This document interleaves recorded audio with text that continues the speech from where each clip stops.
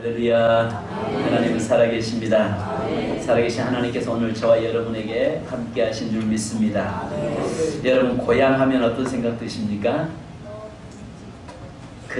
그냥 어떤 사람들은 아련한 추억으로 늘 고향을 그리워하고 고향을 생각하면서 살아가는 사람이 있는 반면에, 또 어떤 사람은 어린 시절에 상처가 많은 사람은 고향을 지워버리고 싶은 이런 사람도 있을 것입니다. 그러나 우리의 삶에 고향 아무튼 이야기하면 어린 시절이 행복했던, 어린 시절이 슬펐던 그런 걸 뛰어넘어서 고향 하면은 우리 마음이 아련한 추억으로 포근함이 우리에게 다가옵니다.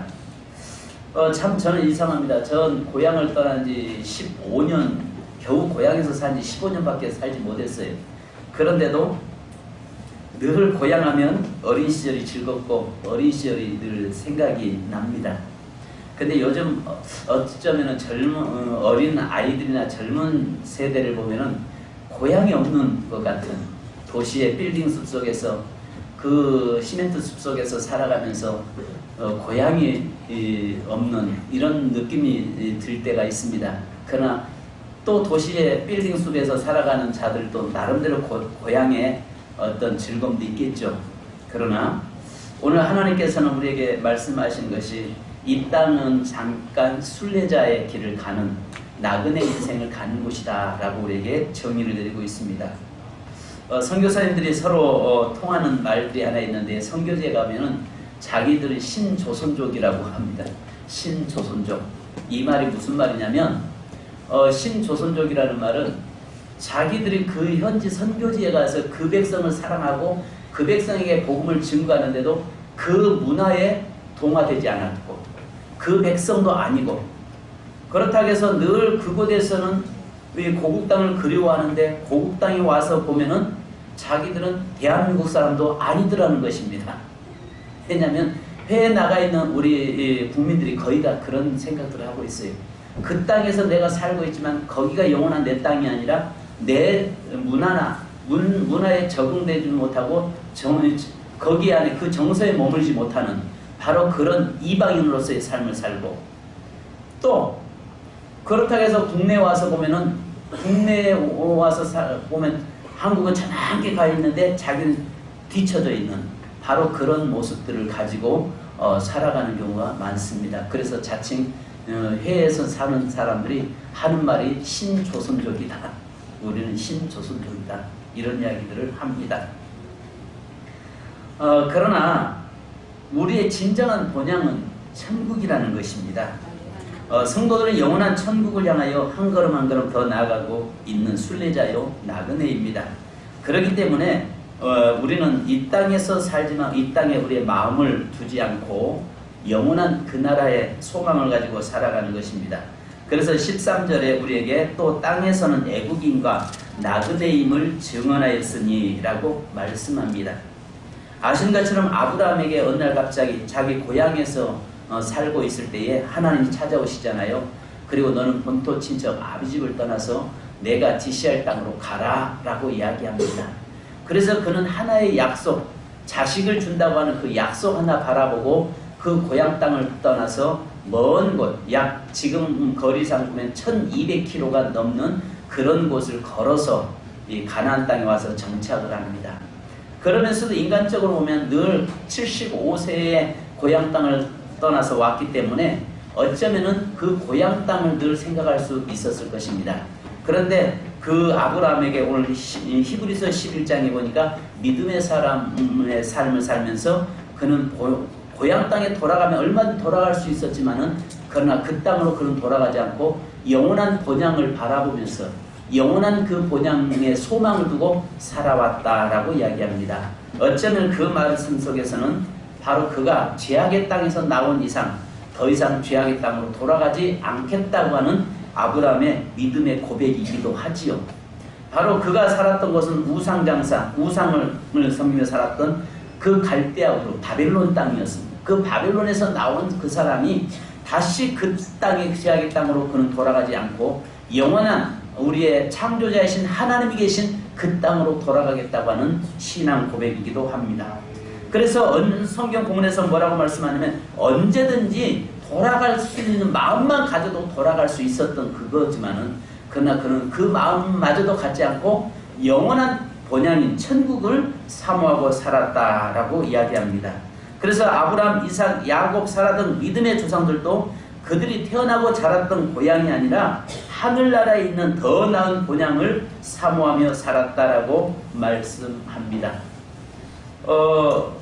얼마 전에 다큐에 그 북한에 고향을 두었던 분들의 그 삶의 다큐 프로그램을 본 적이 있습니다.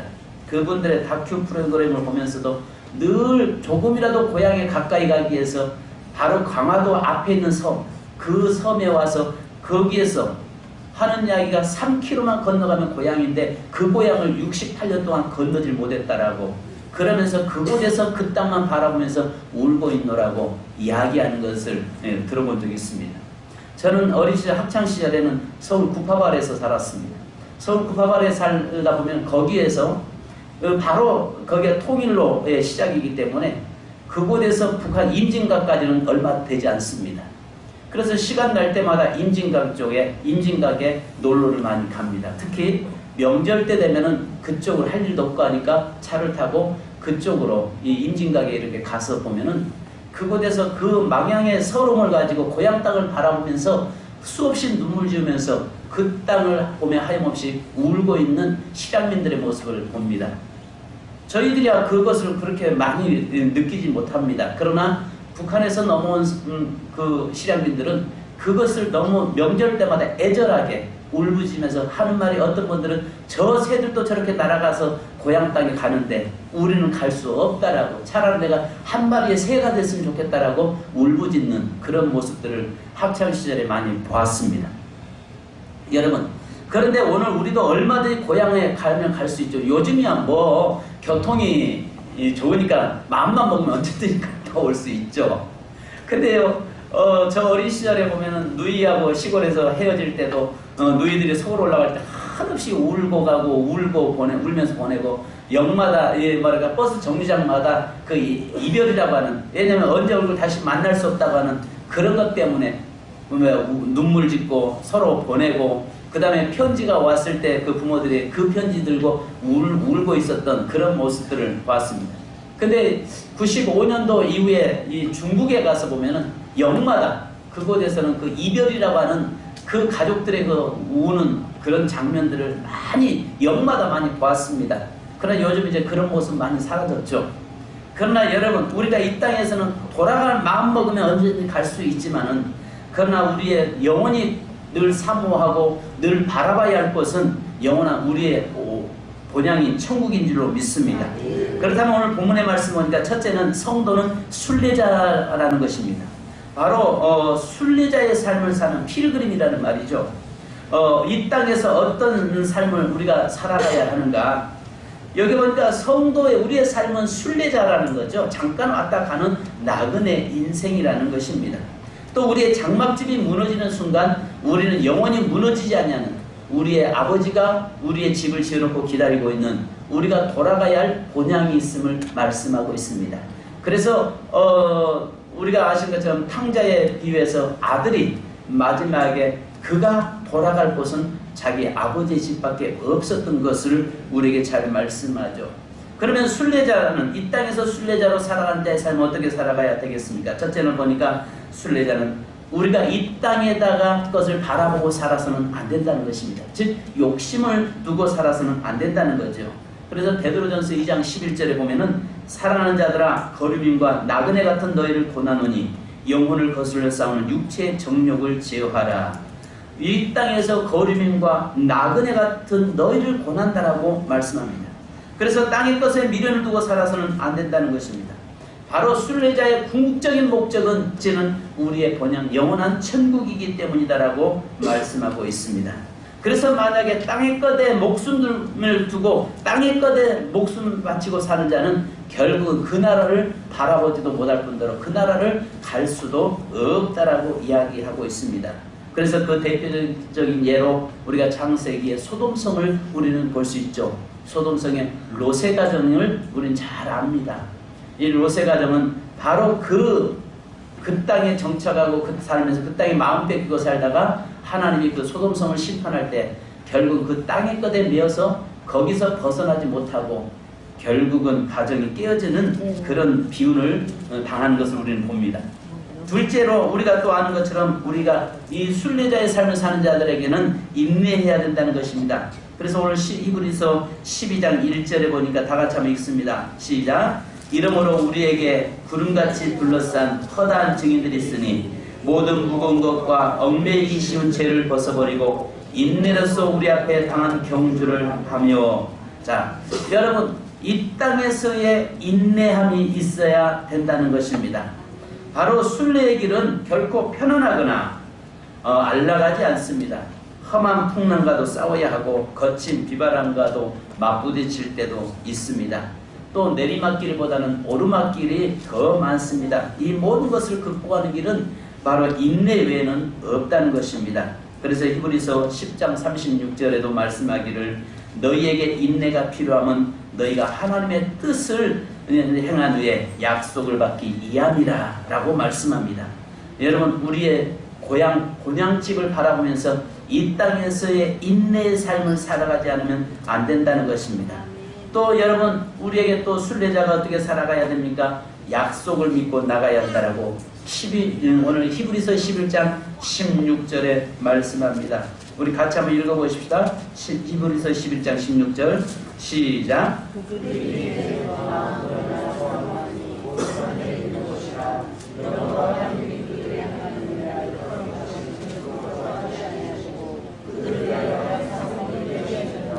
아멘. 자, 우리에게 여러분 그 약속을 붙잡고 그 약속을 믿고 나아가는 자가 되어야 되는 것입니다. 자, 그 다음에 두 번째 오늘 우리에게 말씀합니다. 우리에게는 더 나은 본향이 있음을 기억하라는 것입니다. 이 땅에 내가 머물고 있지만은 그러나 이 땅에 내 마음을 둘 곳은 없다는 것입니다. 그래서 우리에게는 더 나은 본향, 바로 영원한 천국이 있음을 여러분 기억하시기 바랍니다. 그래서 여기 히브리서 11장 16절에 말씀하잖아요. 성도의 삶은 이 땅에 잠깐 왔다 이사가는 인생입니다. 그래서 저는 이걸 이야기를 종종 쓰고 있는 게요. 여러분들 그거 있잖아요. 그 어린 시절에 소꿉장난 여러분 기억하시죠? 소꿉장난 해서 모여가지고 뭐라고 합니까? 야, 너는 엄마 해라. 나는 아빠 한다. 근데 어린아이들 노는 모습 보면 그 집이 그 가정의 상황을 어떻게 그 가정이 부부가 부모가 살고 있는가 그대로 나오잖아요. 날마다 어렸을 때 왜 이렇게 술주정들을 많이 하고 가정들이 시끄러워 싸웠는지 모르겠어요. 지금도 그런 가정들 있겠죠. 근데 그런 아이들은 부부싸움 할 때도 꼭 그 자기 부모들이 하는 거 보고 그대로 하잖아요. 그러면서 너는 엄마 해라 나는 아빠 하라. 그 다음에 또 아이고 또 오늘 또 술 마셨어요 하면 그냥 막 술 취하면서 막 덜 없는 그런 모습도 어린아이 그런 모습을 봤습니다. 저희 같은 경우는 저희 집은 술을 안 마시니까 그런 걸 모르는데 저는 어렸을 때 술 마신 집 보면 그렇게 부러울 수가 없었어요. 왜냐면 술주전자 들고 갔다 오면 꼭 입에다가 뭐 사탕이나 하나 빨고 심부름하잖아요. 근데 우리 집은 술을 마시지 않으니까 술 심부름할 일은 없어요. 근데 그 집이 그렇게 부럽더라고요. 근데 술 취하면 그 집들이 막 와장창 싸우고 있는 그런 모습들을 종종 보았죠. 그럴 때마다 저희 아버님이 하신 말씀이 이놈들아 너희 아버지가 술 안 마시니까 그럴 일은 없어 좋잖아 이런 말씀을 하시는 속으로는 그래도 걔네들은 술 심부름하면서 입에 사탕 물고 오잖아요. 속으로 그런 적이 있었습니다.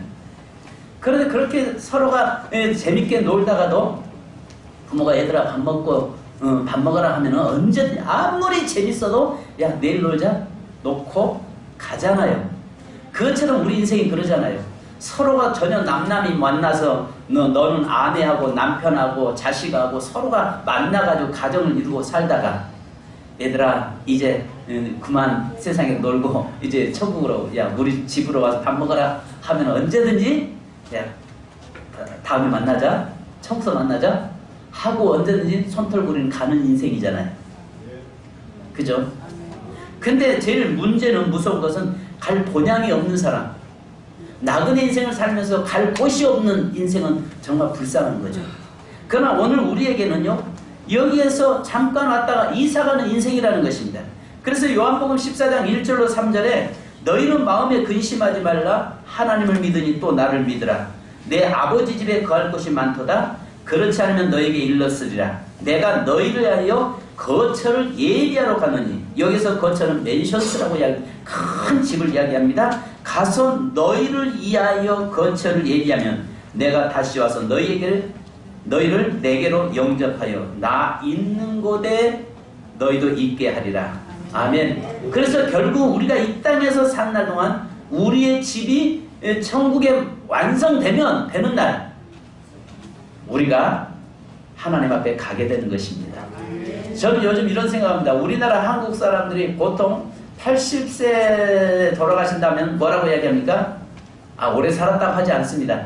좀 더 살 수 있는데 이렇게 이야기합니다. 그리고 90이 되면요 뭐라고 합니까? 그래도 장수하셨다.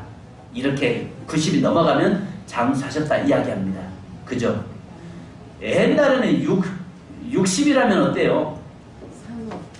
정말 해갑잔치 한다는 것은 그만큼 사람들이 한 57, 8세에 이미 떠났다는 이야기 아니겠어요? 근데 왜 지금은 우리가 90세 돼야 천국 가는가? 그전에 그렇게 일찍 갔는데 왜 지금은 가는가? 어디가 내 개인적인 생각입니다. 제가 보니까 그럴 것 같습니다. 요즘은 선교사님들이 세계 각 나라에 복음이 많이 증거돼서 천국 문 앞에 천국 들어가는 사람이 너무 많다 보니까 아마 거기에 천국 들어가는 사람이 많아서 딜레이 돼가지고 우리가 자꾸 딜레이 돼서 인생이 90까지 현재 살아가는 것 같습니다.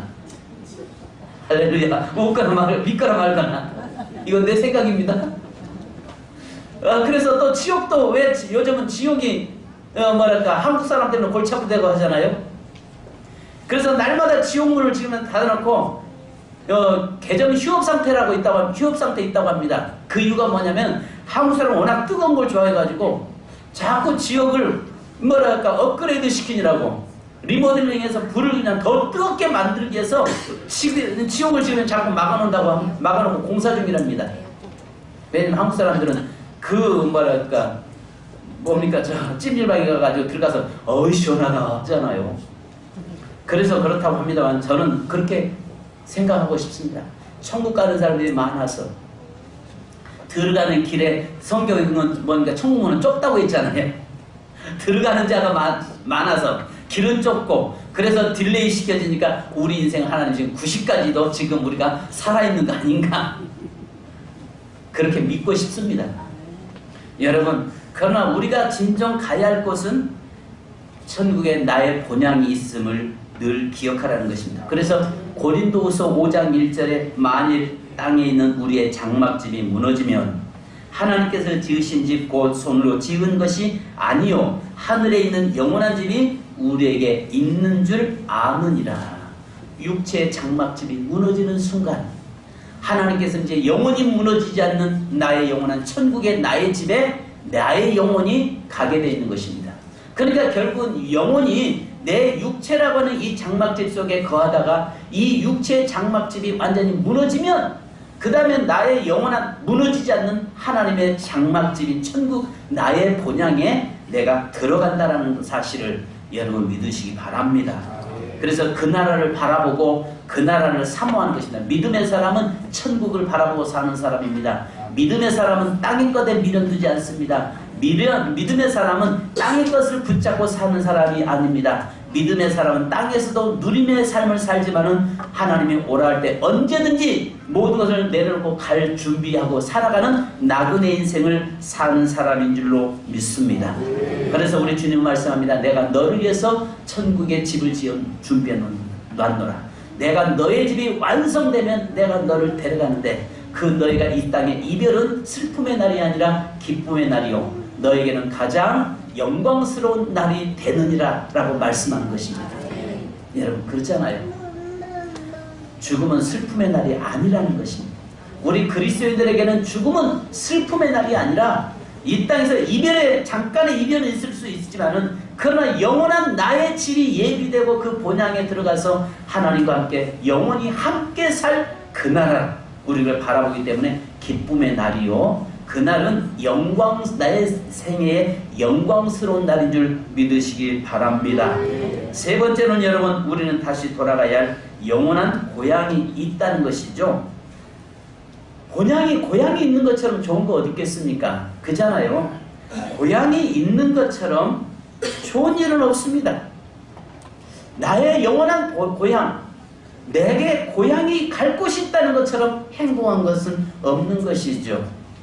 자, 오늘 성도 여러분, 여러분들 고향 있죠? 이 땅에 고향 있죠? 태어난 곳이 고향이잖아요. 근데 요즘은 고향이 전부 다 어디냐 하니까 병원이래. 나의 고향은 병원 어디 대전시 광역시 대덕구 어디에 몇 번지 무슨 병원 몇 호실 이렇게 이야기하면서 합디다마는, 그러나 내가 태어나서 자랐던 그곳이 나의 고향입니다만 우리의 온 본향은 영원한 천국입니다. 여러분, 1927년 5월 21일 날 뉴욕항에 한 배가 도착했습니다. 그 배에 많은 사람들이 저 대서양을 건너서 이 뉴욕항에 오게 됐습니다. 근데 그 평생 아프리카에서 복음 사역을 감당하던 선교사님들 부부가 은퇴를 하고 뉴욕항에 그 배를 타고 지금 내리고 있었습니다. 그런데 보니까 레드카페가 몇시 깔아주고 수많은 군악대들이 와서 빵빠레를 울리고, 그리고 거기에 많은 군중들이 와서 소리 치는데 이분들은 멀리서 소리 들으니까 어떤 생각이 했냐면, 뉴욕은, 우리 미국은 기독교 원래 청교도 국가였으니까요. 이분들이 생각할 때에 우리가 가서 아프리카에 가서 선교 사역을 하고 오니까 우리를 이렇게 환영하구나, 미국은 우리를 잊지 않았구나 라고 생각하면서 기뻐하고 있었습니다. 근데도 나중에 보니까 그 배에 여러분 대서양을 최초로 횡단 비행을 했던 린다버그가 그곳에서 배를 내리고 있었던 것입니다. 그래서 사람들이 그 카페에 린다버그가 지나갈 때 막 외치면서 린다버그 외치고 있었던 것입니다. 그리고 나서 이제 그 썰물처럼 전부 다 빠져나가고, 선교 본부에서 이분들을 영접 나온다고 했는데 날짜가 편지가 잘못 전달돼 가지고 날짜를 잘못 알고 선교 본부에서 이분들을 픽업하러 못했습니다. 그리고 홀로 그 넓은 황량한 이 뉴욕항에 덩그러니 두 노부부가 서 있는 겁니다. 근데 누구 하나 어디 갈 곳도 없고, 또 영접 나온 그 선교 본부에서 팀도 없고, 그래서 이 노부부가 어디로 보니까 두리번거리니까 아주 초라한 여관집이 하나가 있었던 겁니다.